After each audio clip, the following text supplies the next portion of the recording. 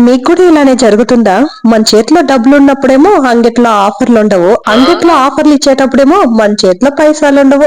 కానీ కొనేది మాత్రం అస్సలు నిలపవన్నమాట. పండగలని, పబ్బాలని, బర్త్‌డేలని, ఫంక్షన్‌లని, పార్టీలని అలా కొంటూనే ఉంటాం. అయినా గూడా మనకేం లేదని ఫీల్ అయిపోతూ ఉంటాం.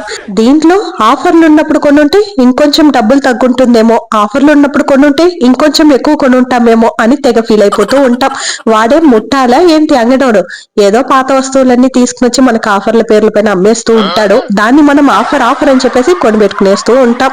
అయినా కూడా మన ఆడవాళ్ళకి ఎంత కొన్నా కొన్నట్టే ఉండదులేండి. కానీ ఈ సీక్రెట్ ఎవ్వరికీ చెప్పకూడదు. అన్నీ ఉన్నా కూడా ఇంకా ఏమో కావాలని ఎక్కువ ఆశపడిపోతూ ఉంటాం.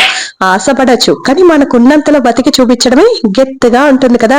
సరేలే, ఇంతకీ ఎండలు స్టార్ట్ అయిపోయింది కదా, అందుకే వాటర్ మిలన్ తో ఇలా జ్యూస్ చేశాను. సెమ్మ టేస్టీగా ఉన్నింది. మీరు కూడా ట్రై చేయండి. ఉంటాను.